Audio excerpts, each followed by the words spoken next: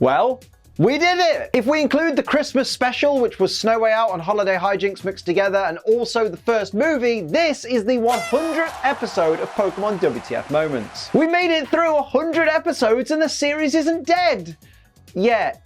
Seriously though, thank you for all the support on this series so far. I am planning, I tell you this all the time, but I still get asked for some reason, I am planning to do every single episode of the Pokemon anime. It's going to take us upwards of 10 to 15 years, but I'm going to do it for as long as I can afford to do it. So if you can keep doing your part, which is liking every video, sharing every video, commenting on every video, then I will keep doing my part. You know, writing, recording, editing, uploading, managing search engine optimization, maintaining all the equipment, and yeah, just everything really.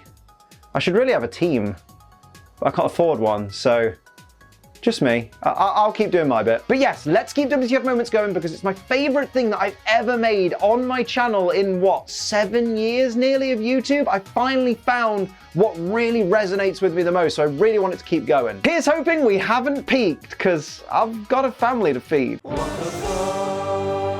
The episode begins with our heroes seemingly in some kind of funk. Honestly, I get it. They always ask, when's WTF, Liam? When's WTF, Liam? But they never ask, how's the guy that makes WTF, Liam? It's alright, I know I'm just an object to you. Pikachu spots a random island and they decide to head there, and Misty says, at least we'll have something to do. Something to do? How about battling the other 2 Orange Crew members or getting that GS ball to Professor Oak? Something to do? Do you hear yourself, Misty? At some point, they really do need to explain how Jigglypuff swims so fast. There is nothing in any of the Pokédexes that gives even the slightest hint that Jigglypuff should be able to keep up with a Lapras, or even have the stamina to swim across an archipelago. Pokemon, we need answers. Moments after the gang spot a wild Farfetch'd and Dexter says it's extremely rare, an entire flock of about 50 Farfetch'd fly overhead. It's not that rare then, is it? Also, when the Farfetch'd are flying overhead, we see 2 random trails of footprints in the sand between Ash and friends and the bushes. Huh?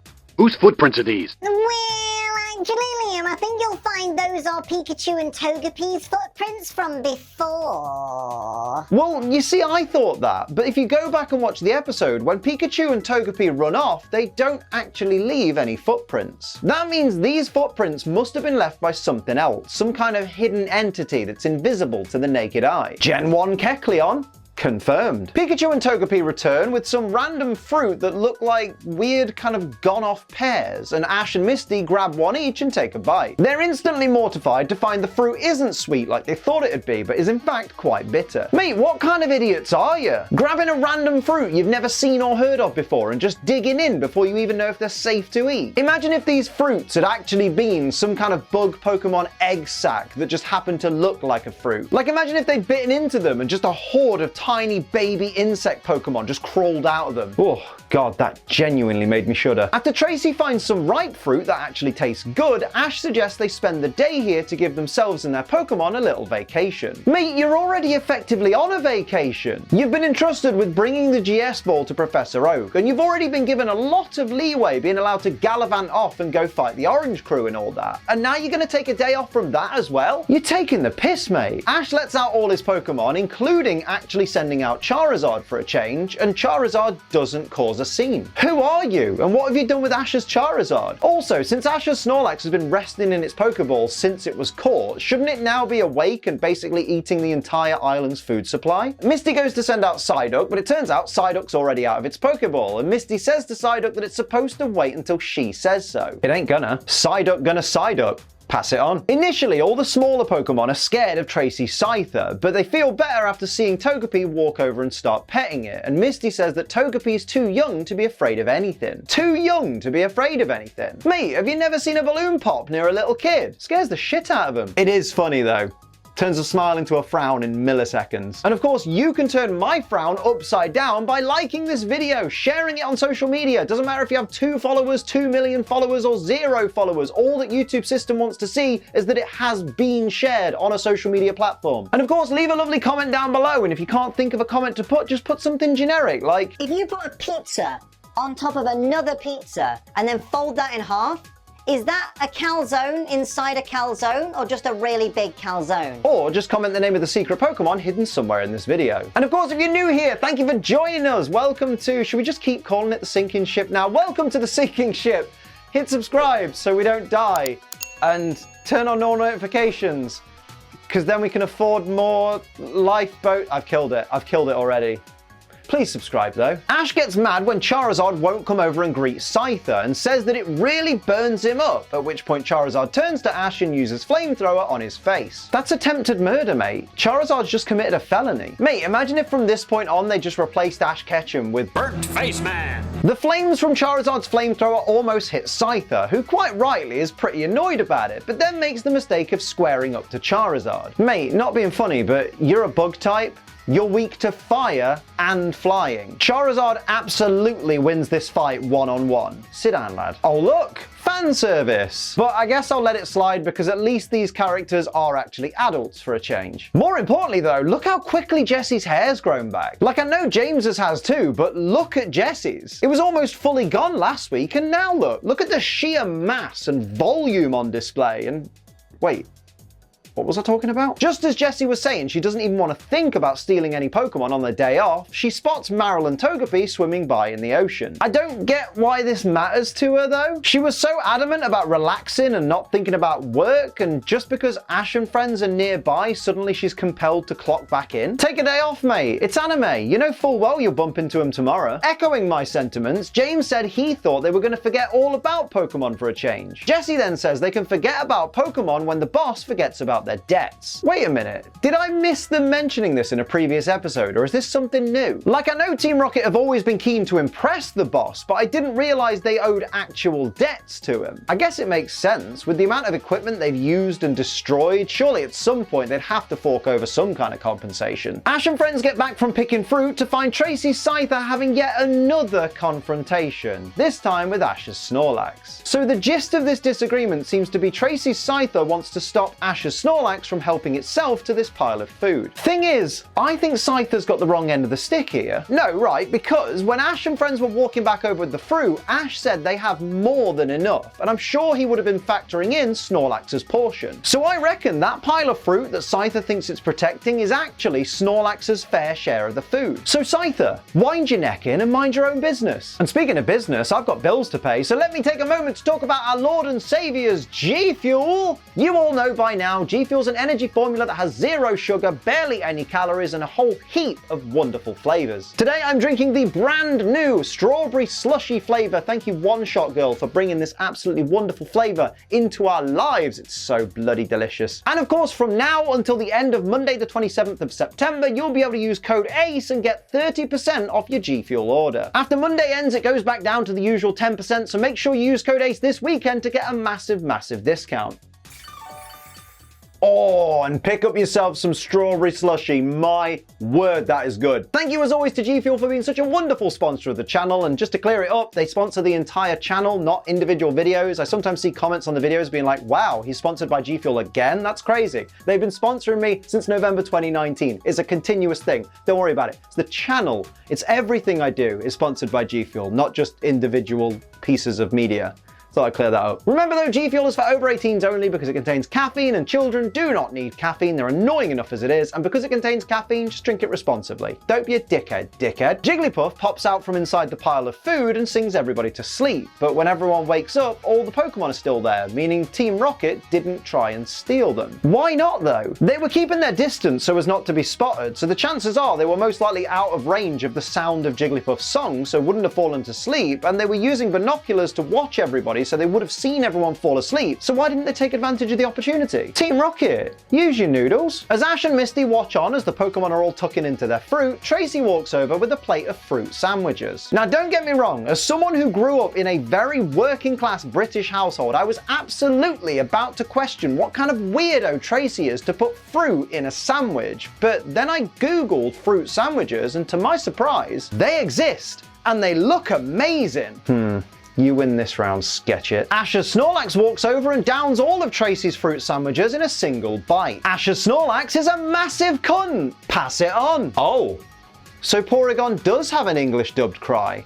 Interesting. Shame it'll never actually be featured in the anime. ever, I've actually got to applaud the writers. They explain that the reason Snorlax doesn't go on like eating rampages anymore is because it uses less energy when it's inside its Pokeball. So that basically explains something that I was questioning earlier, and I'm quite impressed. Hopefully this is the beginning of the Pokemon writers actually explaining more things like this to the audience, instead of leaving us to try and fill in all the gaps. Don't hold your breath though. Direct quote from Misty. I haven't seen you train Snorlax. Well, thank you, Misty. It's about time somebody called out Ash for not giving a single toss about his poor Snorlax. Bloody thing's barely been mentioned in the last few episodes. We see Tracey's Marill using the ball on the end of its tail to entertain Togepi. Togepi loves balls. Pass it on. Tracey's Scyther yells and screams and swings its blades around to the point where it's visibly knackered, even though no one's looking at it. Mate, this Pokemon is a mess. I used to think Tracey's Scyther was so cool when I was a kid, but watching this back, it's just a bit of a loser, isn't it? When everyone's asleep, Pikachu wakes up to find Ash sitting on the beach looking at the GS ball. We then get this direct quote from Ash. There's gotta be something different about the GS ball than just the color. Mate, I'll tell you something that makes the GS ball different from regular Pokeballs. There are regular Pokeballs at Professor Oak's lab. When Pikachu runs over to Ash, Ash reaches both arms behind himself and puts the regular Pokeball and the GS ball away. But then when he moves his hands back a little bit more so he can lean back and look up at the stars, he's still holding the bloody GS ball. Mate, put it away. You're obsessed with the bloody thing. I thought it was meant to be the GS ball, not the One Ring. An entire minute of this episode is a recap montage of Ash's time in the Orange League so far. But why? Mate, you've only earned 2 badges so far. It's hardly like it's been some grand adventure. You've still got 2 more badges to earn before you've even beaten the Orange crew. Screw your head on, lad. Or better yet, if the writers could just write a decent episode instead of having to dedicate an entire 5% of the episode to literal pointless pure filler, that'd be great too. Tracey talks in his sleep about sketching Moltres, Articuno and Zapdos, because of course he does. It's good to know that even when he's asleep, Tracey never shuts the fuck up. James's Victory Bell apparently knows sleep powder, but not only that, it apparently works from very, very far away and affects multiple opponents at once. James is a hacker. Confirmed. Direct quote from Jessie. Things are about to get sticky. Haha, phrasing. Insert some funny joke here about me and Sophie late at night and a big finish or something like that. You get it? Because jizz? So the projectile from Jessie's missile attaches suction cups to all the Pokemon, which she begins to reel in. But then it turns out that the winch can't reel in Snorlax, Venonat or Marill because they weigh too much. Mate, Snorlax I can understand because the thing's bloody massive, but Marill and Venonat? Why do they suddenly exceed the weight limit? The rope suddenly gets cut and it's revealed that Tracey's Scyther, who was out of the way when the sleep powder was being used by Victory Bell, is the one who cut the rope. We then see that Ash's Charizard is also there too, and for no reason at all, they're now on the same page. There we go, that's the Pokemon writing we know. Leave it to the audience to piece everything together. We'll figure it out. Instead of actually fighting Team Rocket, Charizard and Scyther elect to just scream really loudly and continuously until everyone else wakes up. What a pair of poosy bitches. This is the Pokemon equivalent of going, Teacher, they're being naughty. couple of snitches. Couple of poosy snitches. Yeah, that works. Team Rocket zipline down to where Ash and friends are, but keep going far too fast and end up hitting a tree trunk. I thought this was Pokemon, not George of the Jungle. Jessie and James send out Arbok and Weezing, and Ash says, Let's show 'em, Pikachu. Mate, why not give Charizard a go, since it was one of the first on the scene? It's no wonder Charizard hates you so much, Ash. You never give it a chance anymore. Weezing uses Smokescreen before Pikachu can do anything, and Tracey's Scyther steps in and uses Swords Dance, which clears the smoke and blows Weezing back towards Arbok. Mate, I am still convinced that this is actually Whirlwind and Tracey's just a hacker. This is the second time this Scyther has used Swords Dance to blow smoke away, and it blew Weezing physically backwards through the air, and both times Scyther has used this Swords Dance, it's still been weak after using it. Look at it! Is this how Pokemon are supposed to look after using a move like Swords Dance and getting a stat boost? This Scyther's over the hill, mate. Probably be better to release it. Direct quote from Ash. Now we'll show ya. Bulbasaur, use Vine Whip. Wait a minute, why doesn't Pikachu get another go? Christ, Ash, way to give up on your star Pokemon just because it got a bit of smoke blown in its face. Have a little more faith in him, lad. It's fine though, it's fine. Pikachu does get given another go in just a minute, but not before Ash gives Squirtle a go as well. After Pikachu uses Thunder Shock, Ash tells Pikachu, Bulbasaur and Squirtle to use a team tackle. That's not a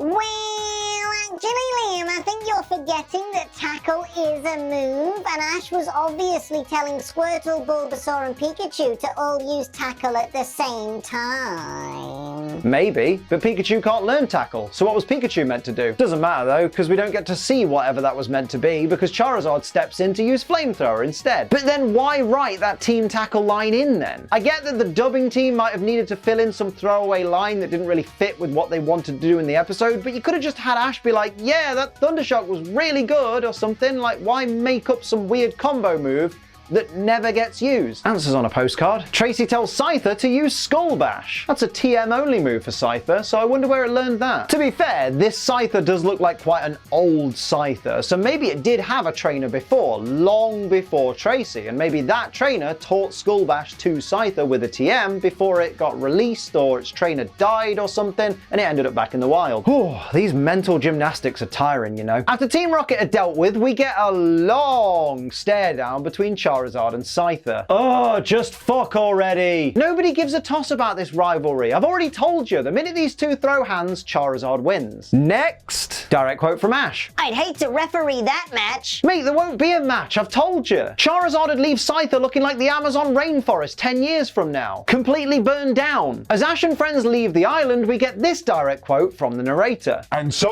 our heroes head once more for adventure. Mate, forget adventure. How about doing the shit you're supposed to be doing? Get those bloody Orange League badges and then get your ass in the GS ball to Professor Oak. Ash, mate, I'm begging you, sort your priorities out. Meanwhile, Team Rocket are stranded on a random island and they spot a wild Farfetch'd. And mate, what a missed opportunity. Not by Team Rocket, but by the writers. Imagine, if you will, if Team Rocket had caught this Farfetch'd. After seeing all the stuff they did with Beware in the Sun and Moon anime, which is absolutely fantastic and you should all absolutely go out of your way to make sure you watch because it's really, really good. Forget the art style, it's really, really good. And the Mega Evolution scenes are also really, really good as well. I can imagine this Farfetch'd would have made a really good comedy character. Oh well, can't always have what we want, I guess. Suddenly, the entire flock of Farfetch'd appear and start twatting Jesse, James and Meowth with their leaks for no reason whatsoever. Farfetch'd are nasty bastards. Pass it on. So those are my WTF moments for Pokemon Season 2, Episode 18, a way off, day off. Let me know your favourites and any that I missed down in the comments below. Don't forget to like, share and subscribe. Head over to twitch.tv/AceTringLiam for all of my live streams. I'm probably live right now. And of course, use code ACE for 30% off G Fuel until Monday. But until next time,